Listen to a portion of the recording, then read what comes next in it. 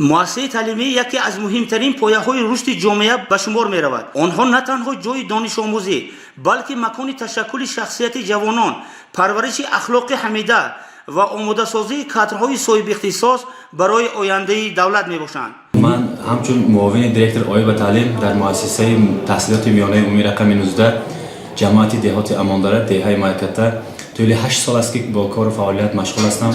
من خوشبخت از آن هستم که در دوران استقلالیت در همچون پیروی اساسگذار صلح و وحدت ملی پیشوای ملت پرزیدنت جمهوری تاجیکستان محترم امامعلی رحمان در ساحه معارف کار و فعالیت میکنم.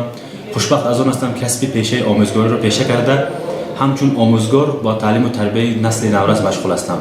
امروز غمخواری های اساسگذار صلح و وحدت ملی پیشوای ملت پرزیدنت جمهوری تاجیکستان محترم امامعلی رحمان و در این جاده رئیس ولایت سوخت محترم رجب احمدزاده، رئیس شهر پنجکند محترم عبدالخالق خالقزاده نسبت ساحه معارف خیلی بلند بوده. امروز غمخواری های آنها در ساحه معارف خیلی زیاد است. امروز در سرتاسر کشور عزیزمان همه ساله مکتب ها، باغچه ها و مؤسسه های تا مکتبی ساخته به استفاده داده شده است. امروز مؤسسه ما در ساختمان نوی مؤسسه تحصیلات میانه عمومی رقم 19 در دهه مایکتا با مرام ادامه دارد. ما در عرفه 35 سالگی استقلالیت دولتی جمهوری تاجیکستان صاحب مؤسسه نو میشویم. امروز در مؤسسه ما خوانندگان در آزمون المپیادها اشتراک میکنند. یکچند خوانندگان ما در آزمون علم فروغ معرفت فروغ صوفی دانای کتاب است در دور شهری اشتراک نموده سزاوار جایهای نمایان گشتند. بعدا در آنها به راحت گرفتند به اشتراک آنها در المپیادهای آزمون و المپیادهای ولایتی اشتراک کرده. در آنجا هم مکتب و مؤسسه ما را معرفی نمودند. امروز خوانندگان ما در المپیادهای دور شهری اشتراک نموده. از فن زبان روسی یک نفر خواننده ما بابا کلان و شهنازه سزاوار جای اول گشت از فن زبان روسی. موسیزاده محزوده خان خواننده صنف 11 از فن زبان و ادبیات تاجیک سزاوار جای سیوم. خواننده صنف 8 محمود و گلزاده از فن گئوگرافیا سزاوار جای دوم گشتند در المپیادهای دور شهری. با این قبیل خوانندگان نومانوف شاهروز خواننده صنف 8 از فن زبان انگلیسی در المپیادهای دور شهری سزاوار جای سوم گشتند که این افتخار ما آموزگاران می باشد. امروز ما آموزگاران کوشش میکنیم که پیروی اساسگذار صلح و وحدت ملی پیشوای ملت محترم امامعلی رحمان بوده در سرتاسر کشور عزیزمان، یعنی که برای تعلیم و تربیت نسل نورس مشغول شویم. نسل نورس را در جاده این یا آن کسب‌های گوناگون تربیت نماییم. با دستگیری‌های مقامات اجرایی محلی حاکمیت دولتی شهر پنجکند شعبه معارف ما سر وقت انگیش را دسترس نمودیم و ما الکی همه گونه ذخیره‌های زمستان‌گذرانی آماده است، تیار است. در شرایط معاصر که علم و تکنیک با سرعت رشد می‌یابد، مؤسسه تعلیمی بهترین آن مؤسسه است که تواند به طلبات زمان جوابگو باشد، یعنی تعلیم را با اصول‌های معاصر پیش برد، از تکنولوژی اطلاعاتی استفاده نماید و محیط مساعد تعلیمی را برای خوانندگان فراهم آورد. من خوجامزاده بختیار آموزگار فن تکنولوژی اطلاعاتی مؤسسه تحصیلات میانه عمومی رقم 19 میباشم. امروزها خیلی که به همه ما و شما معلوم است توجه حکومت مملکت خصوصا پیشوای ملت محترم امامعلی رحمان در ساحه معارف خیلی زیاد است. دلیل این گفته ها این سال به سال زیاد نمودن مزد معاش و برنامه های زیادی دولتی در ساحه معارف می باشد.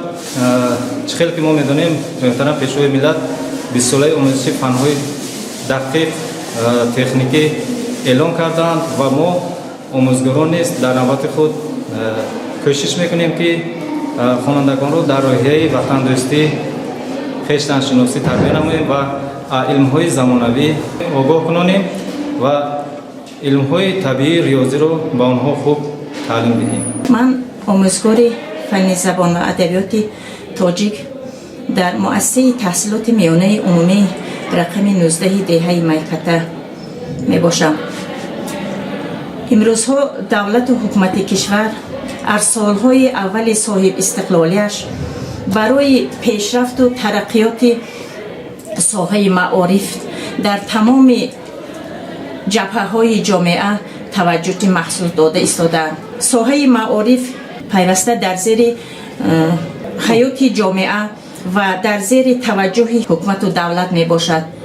محض سیاست خردمندانه و معارف پروری پیشوای ملت بود که امروز در تاجیکستان ما ساحه معارف بسیار پیشرفت ایستاده است و تمام بنیاد مؤسسه های دولتی و مؤسسه های تا مکتبی اینچنین قبول مقام آموزگار از طرف حکومت جمهوری تاجیکستان ما را خیلی بالیده روح می سازد و پیوسته ما را وادار می کند که برای تعلیم و تربیه فرزندان جامعه امروزه ما که آنها بنیادگذار و دوام دهنده نسل آینده ما هستند سهم باسزا گذاریم. مؤسسه تعلیمی بهترین پیش از همه با سطح بلند دانش آموزان و معلمان صاحب تجربهش فرق میکند. در چنین مؤسسه آموزگاران از اصولهای اینواسیونی تعلیم استفاده برده برای بیدار کردن شوق خوانندگان به فنها کوشش مینمایند. برنامه‌های علاوگی آزمون‌ها، محفل‌های فنی و چاره‌بینی‌های فرهنگی نیز به رشد ذهنی و معنوی شاگردان مساعدت می‌کند.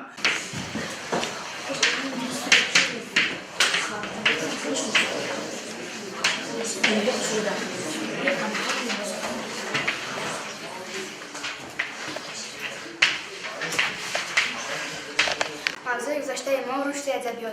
رشد ادبیات و علم در دوره سامانیان. در دوره سامانیان کدام عالما اثرهای خود را نوشتیم؟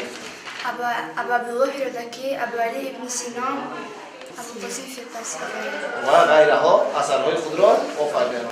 اساسگزار دولت سامانیان کی بود؟ اساسگزار دولت سامانیان اسماعیل سامانی. و کدام سال حکمرانی کرده بود اسماعیل سامانی؟ سال 892 907 سالها. که به همه ما شما معلوم است بچه‌های عزیز، ما در صنف 11 اساساً درباره زبان برنامه‌سازی C++ موضوع گذشته ایستادگیم.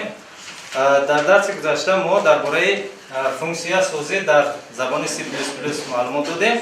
ولی من به حضور کی میگم زبان C++ که سال چند از طرف کی ساخته شد؟ سال 1979 از طرف بریان استراوس در لابراتوری بیل تلفن لابراتوری ساخته شد. اولین کامپیوتر سال 1946 در ایالات متحده ایالات متحده آمریکا ساخته شده است. demek e'lon taklifnoma bu rasmiy ish qog'ozlari namunalari bo'lib shaxs bilan shaxs orasidagi munosabat nima qiladi ifodalaydi. نسل جوان را پیشوا با این پیامش شاد کرد، در محض قلبشان گلباغ‌ها بنیاد کرد. ما با پیام پیشوا یک جا همه تن داده ایم، از حق نمیتابیم رو، ما ملتی آزاده ایم. در دیده ها بگرفت جای نو بسد زحمت وطن، چون شیر ناب ایجاد گشت به درد و به ملت وطن. نسل جوان را پیشوا با این پیامش شاد کرد، در محض قلبشان گلباغ‌ها بنیاد کرد. استاد ابوعبدالله رودکی سردفتر کلاسیک ادبیات فارسی تاجیک. ابوعبدالله رودکی سال تولدش 858، سال وفاتش 941، 83 سال عمر پربرکت دیده است. به جای میلیون او نکتش ما از شهری رودکی راییده‌ایم، ما همه از آب رودک خورده‌ایم، ما از شهری رودکی راییده‌ایم. زبانی شعر است، زبانی تاجیک، جهانی مهر است، مکانی تاجیک، زبانی تاجیک، فروغ منزل از است روشن، چراغ منزل از دیگر آبان، از است رهی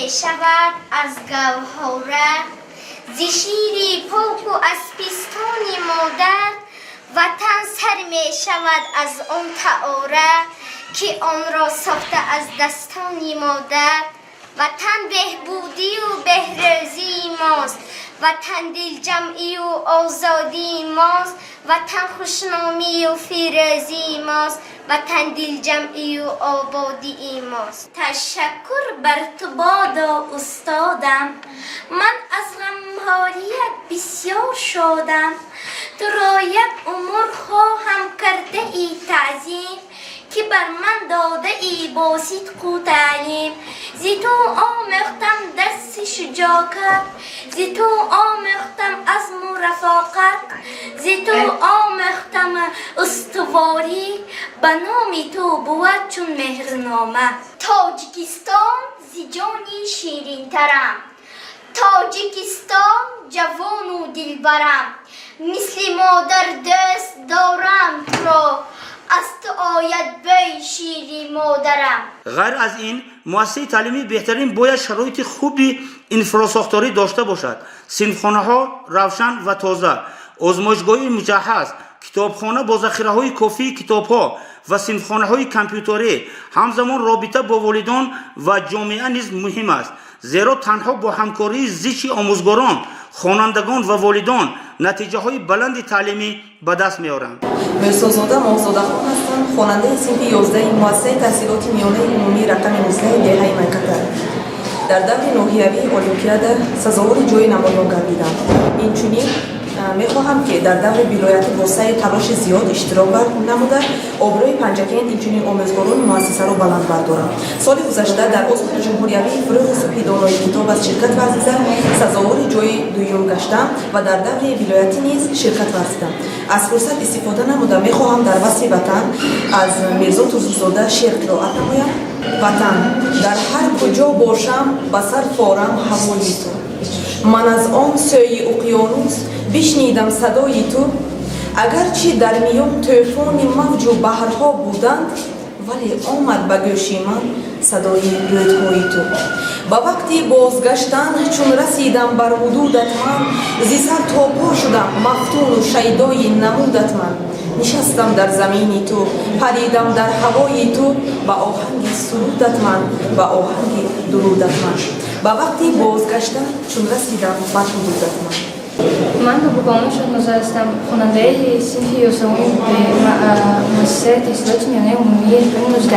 Здравствуйте, я Богомолов Шахназар, ученица 19 школы города Пенджикент. Я заняла первое место по Олимпиаде русского языка, в городской Олимпиаде, и собираюсь также получить призовые места хотя бы в дальнейшем. من محمودова گلزاده خواننده صنف 9 A میباشم. من اشتراکچی المپیادهای دور شهری از فن گئوگرافیا میباشم. من از المپیادهای دور شهری اشتراک نموده سزاوار جای دوم گردیدم. من از المپیادهای دور شهری ناحیوی و ولایتی جمهوریوی گذشته آبروی مکتبم و ناحیه را میخواهم بلند بردارم. بر ضمن این من اشتراکچی آزمون علم فروغ معرفت از فن گئوگرافیا میباشم. من میخواهم درباره پیشوای ملت شعر گویم. نامت حلال بادا ای پیشوای ملت، زاندر که سروری تو ملت ندید علت، خوابی شبت پریده خدمت به خلق کردی، پی بود که هر انسان بس به نظیر مردی. Tajikistan is my country. I love Tajikistan and I live in this, and my name is Shohruz and I live in Tajikistan and I live in Tajikistan in village Maykata, in city Penjikent. And I am very glad and I am in the third place in the English and I am very happy. Thank you. در جمهوری تاجیکستان سالهای اخیر توجه خاص به ساحه معارف داده می شود.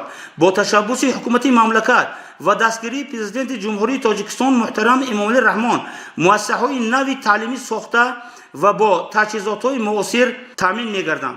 این همه برای بالا بردن صفت تعلیم و تربیه کادرهای جوابگو به طلبات عصر 21 روانه شده است. خلاصه مؤسسه تعلیمی بهترین آن است که در آن محیط دوستانه آموزگاران صاحب کسب، امکانیت‌های فراوان تعلیمی و روحیه بلند ایجادی حکم فرما باشد. تنها چنین مؤسسه میتواند جوانان با استعداد و وطن دوست را برای فایده درخشان وطن تربیت نماید.